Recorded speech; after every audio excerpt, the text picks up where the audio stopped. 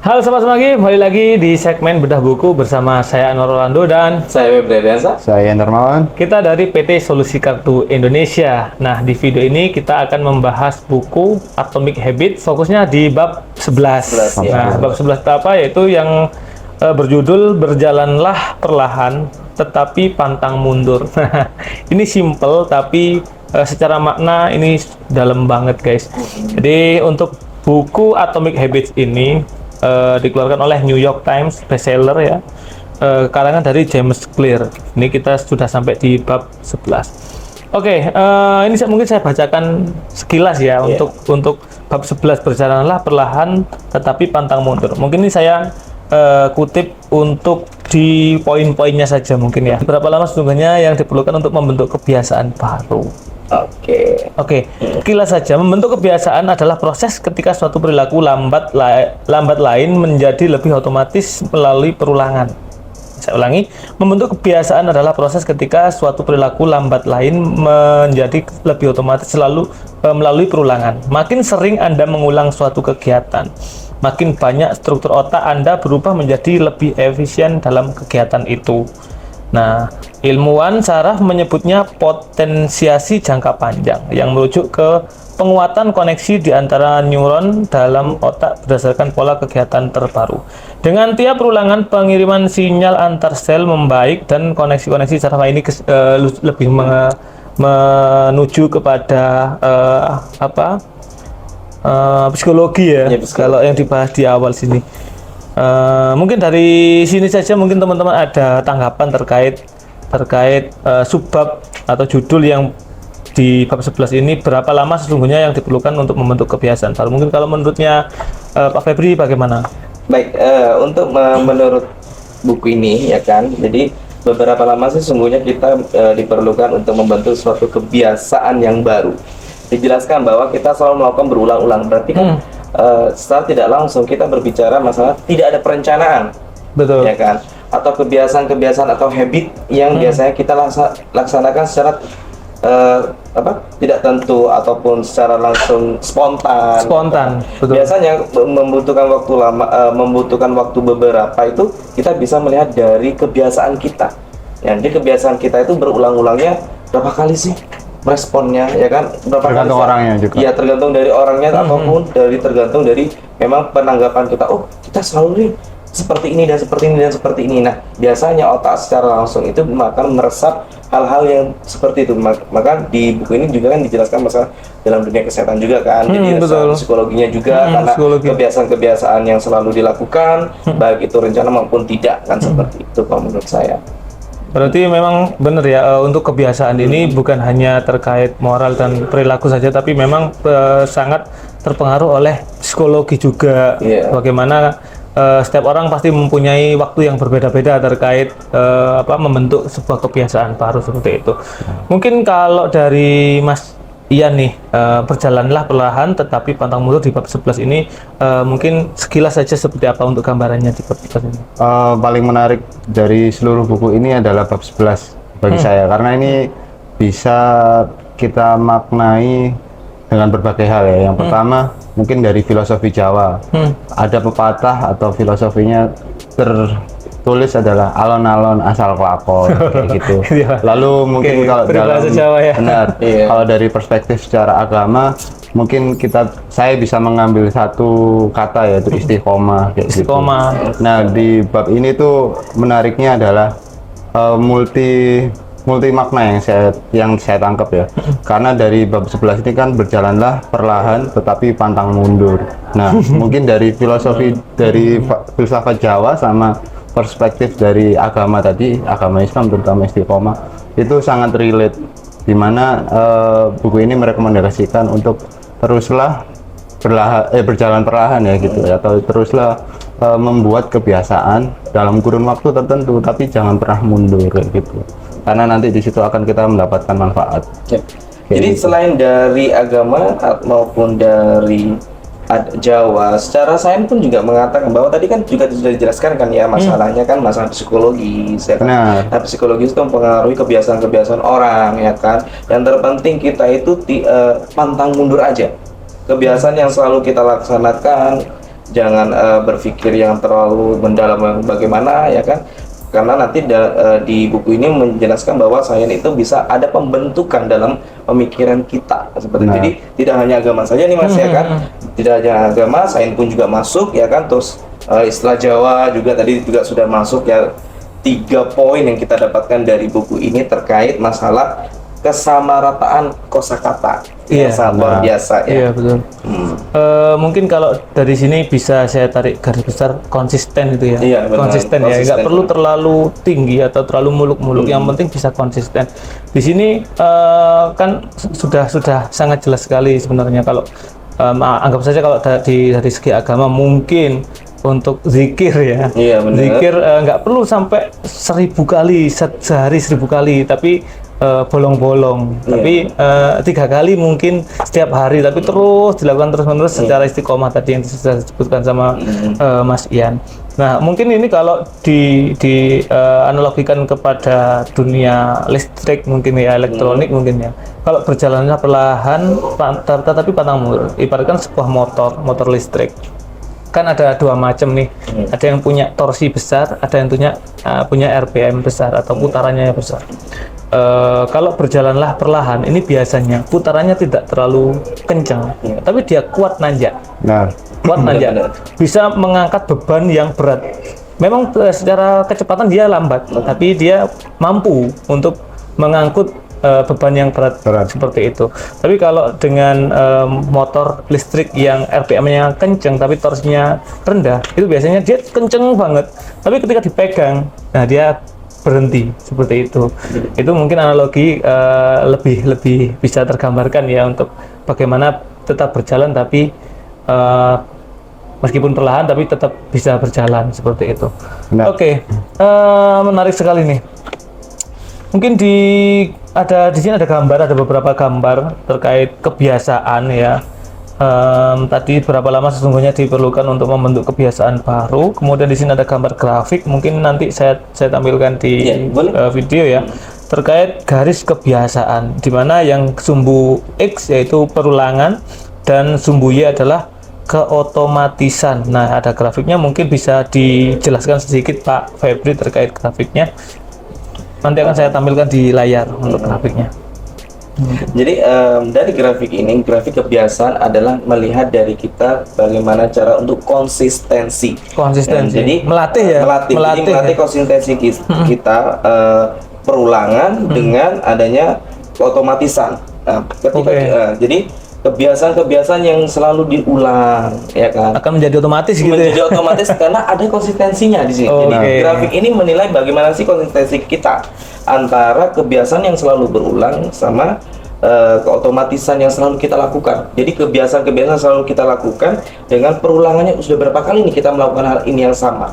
Ya, benar. Nah, jadi makanya di sini bisa melihat adanya konsistensi. Jadi grafik kebiasaan adalah garis lurus yang membentang perpotongan antara keotomatisan dengan perulangan. Iya, seperti itu. Di grafik ini teman-teman ada 3 titik. Ada titik A, titik B, dan titik C.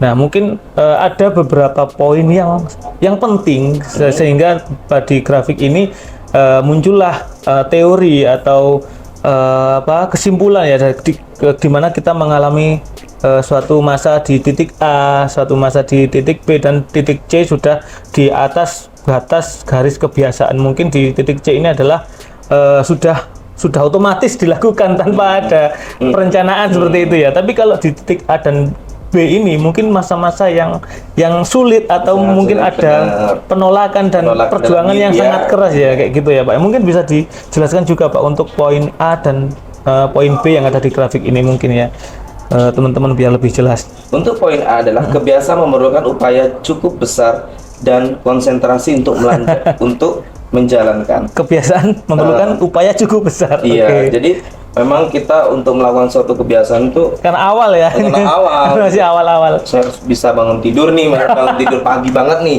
Jadi kita harus memaksakan diri untuk bisa bangun tidur dengan alarm segala macam. Iya, benar. Sejumlah dengan perulangan di titik B, maka titik B itu adalah pelaksanaan menjadi lebih mudah, tapi masih memerlukan sedikit perhatian secara Intensif. sadar, intensif ya kan. Iya, Jadi oke. kita kalau memang tujuannya, saya pengen kebiasaan bangun pagi, ya kan. Makanya tadi saya sebutkan kita harus konsisten nih. Kita di titik A kita berusaha untuk bangun pagi, Berusaha keras ya. berusaha keras ya. Di titik B adalah kita sudah agak ringan, lumayan, cuman Oh, memang perlu oke. sedikit ada ini. Niat. Iya, niat juga. Dengan jika di titik C itu adalah latihan yang cukup atau kebiasaan yang melebihi otomatis daripada secara tidak sadar. Nah, karena kita selalu dilatih, ya kan, konsisten juga dari tahap A dan B, akhirnya kita bisa menuju tahap C, yang dimana itu sudah terjadi tanpa bantuan, tanpa kita sadari. Tanpa kita sadari sudah berjalan sendiri. Iya, kita sudah bangun setiap pagi, sudah bangun jam 5 terus. Iya benar. Ya, cukup jelas sekali Pak dari di titik A karena masih mulai memulai membangun kebiasaan sehingga harus ekstra atau banget. diperjuangkan Benar. sekuat tenaga seperti itu ya. Memang berat sekali. Tapi mungkin ketika sudah berjalan secara konsisten sampai di titik B, ini sudah agak terbiasa. Agak terbiasa. Tapi memang masih ada sedikit hambatan yang menimbulkan kemalasan atau belum terjadi kebiasaan secara otomatis seperti itu. Oke, tepat sekali. Nah, di halaman selanjutnya di 165 teman-teman, ini ada grafik juga yang berjudul berjalan 10 menit per hari. Nah, ini juga secara garis besar, secara visual grafik ini sama dengan garis kebiasaan tadi, tapi ini ada perulangannya atau ada gambar X-nya, nanti saya tampilkan di layar. Mungkin bisa dijelaskan oleh Mas Ian secara sekilas mungkin ya untuk grafiknya. Kalau tadi dari Pak Febri dan Mas Anwar kan lebih menjelaskan lebih ke kurva grafiknya ya gitu. Tapi kalau yang di dalam halaman 165 ini kita disajikan oleh satu bentuk contoh. Kalau di sini adalah berjalan 10 menit per hari. Nah, ketika orang membangun proses atau membangun kebiasaan berjalan 10 menit per hari, mungkin susah bagi orang-orang yang terbiasa bekerja di balik meja gitu. Di balik meja selalu mengejar deadline, mengejar kegiatan gitu. Lalu berjalan 10 menit itu menjadi susah, dan itu ketika menjadi kebiasaan masukkan ke dalam kurva tadi, titik mulainya itu sangat susah, mungkin karena ada mood atau Moody semangat, lalu waktu, lalu mungkin deadline dan segala macamnya. Yang kalau itu bisa terlewati, mungkin akan grafiknya itu akan sedikit naik dan itu masuk ke titik B. Jadi ketika masuk ke titik B itu mungkin lebih mudah untuk memulai kebiasaan, meskipun kadang semakin kita tinggi memulai sesuatu atau kebiasaan itu akan selalu ada godaan-godaan yang lain gitu. Dan itu terus kalau bisa konsisten dari kurva kebiasaan, dari kurva perulangan sama kebiasaan ke sini, itu nanti bisa masuk ke titik C di mana itu sudah melampaui batas dari otak kita. Otak kita akan merespon dengan secara tidak sadar, sehingga ini sebuah kebiasaan tadi yang harus dilakukan berjalan 10 menit tanpa perencanaan pun akan dengan otomatisnya seperti itu. Ya, benar. pada jam sekian, pada dimanapun itu mungkin akan menjadi sebuah perintah otomatis dalam tubuh. Iya, Aku stimulus harus ya, jalan stimulus. 10 menit. Trigger naluri dalam diri secara Benar. langsung. Karena mungkin kalau di dalam dunia teknologi yang canggih sekarang kan kita ada smartwatch. Smartwatch kita setting kita harus berjalan nih 10 menit. Nah, mungkin kalau dari buku ini kita adalah bukan men-setting smartwatch tapi men-setting pikiran kita seperti itu. Nanti ada trigger alami yang langsung bisa berjalan tanpa perintah seperti tanpa itu. perintah. Nah, tapi di grafik ini yang di halaman 165 ini sudah lebih mendetail Mas Ian. Jadi kalau tadi kan hanya grafik secara umum, tapi kalau di sini sudah menuju ke berapa hari kebiasaan itu sudah bisa berjalan secara otomatis. Kalau kita lihat dari grafik yang di sini ya, tanda-tanda di sini mungkin perlakuan atau berapa kali harus kita lakukan ya. Di awal-awal mungkin untuk bisa menjaga konsistensi sehingga dilakukan hanya satu kali saja. Berikut juga dengan hari-hari berikutnya semakin meningkat dan kalau kita lihat dari titik B. Nah, di mana Iya. B ini sudah cukup lama dilakukan dan sudah menuju ke otomatisan, tapi masih belum sampai di garis batas kebiasaan ya. Nah, di sini kalau kita lihat semakin sering dilakukan, semakin banyak ya. Jadi harus Semakin ditambah repetisi, seperti itu. repetisi gitu. Nah, seiring dengan berjalannya waktu, nanti sampai di garis kebiasaan, ini keotomatisan ini sudah tidak naik lagi, tapi sudah bisa berjalan stabil ya, dan dengan kuantiti yang sama untuk perlakuannya. Seperti itu ya kalau kita lihat ya. Mungkin ada tanggapan lain dari Pak Febri, silakan. Mungkin kalau dari saya tanggapannya mungkin hampir sama ya, cuman perbedaannya di salah satu dari cover ini berjalan 10 menit per hari adalah suatu activity. Ya kan? Ya, jadi kita melihatnya itu dari suatu activity yang dinilai dari kurva garis kebiasaan itu sama-sama mencondong dan membentur garis antara keotomatisan dan perulangan seperti itu. Jadi penilaiannya kalau saya lihat per hari dan activity dan aktivitas kebiasaan yang selalu dilakukan dalam hitungan jam. Jam per menit dan segala macam seperti itu. Oke, benar. Nah, ini kalau kita lihat juga dari grafik ini, dia berhenti sampai di hari ke-80. Nah, hari ke-80. Apakah di setiap manusia ini mengalami hal yang serupa untuk membentuk kebiasaan baru? Menurut Mas Yan seperti apa? Kalau menurut saya keluar dari buku ini, keluar dari buku Atomic Habits, kebiasaan atau menurut buku lain ya, atau teori-teori mungkin seperti yoga atau workout itu membentuk pola kebiasaan itu minimal itu 3 bulan. 3 bulan, 90 hari ya, atau bisa dikatakan seperti itu. 3 bulan, kenapa? Karena 1 bulan itu adalah masa-masa struggle atau masa-masa yang tersulit untuk membangun sebuah kebiasaan. Betul. Bulan kedua itu adalah mulai membangun repetitif atau kebiasaan yang berulang, entah itu jamnya lebih berbeda atau lebih banyak secara kuantitas atau kualitas. Berusaha mempertahankan berarti ya secara di kuantitas bulan dan kedua. kualitas. Yang ketiga itu adalah kita tinggal memetik sebuah hasilnya seperti yang tadi kembali ke buku ini, keotomatisan itu akan terjadi. Jadi 3 bulan itu kalau kita bisa melewatinya, itu akan menjadi titik istilahnya jayanya sebuah pola kebiasaan terbentuk di dalam otak. Oke. Mungkin itu juga berbeda ya di setiap individual ya. Jadi itu benar. mungkin diambil secara rata-rata manusia pada umumnya ketika melakukan membentuk kebiasaan baru itu harus rata-rata 90 hari atau 3 bulan. Nah, 3 bulan. Itu.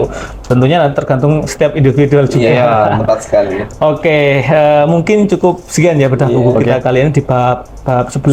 Nah, mungkin kita next di bab berikutnya. Saya Nur Orlando dan Febri Adriansa. Saya Yan Darmawan. kita jumpa lagi di bedah buku berikutnya. Bye-bye. Bye-bye.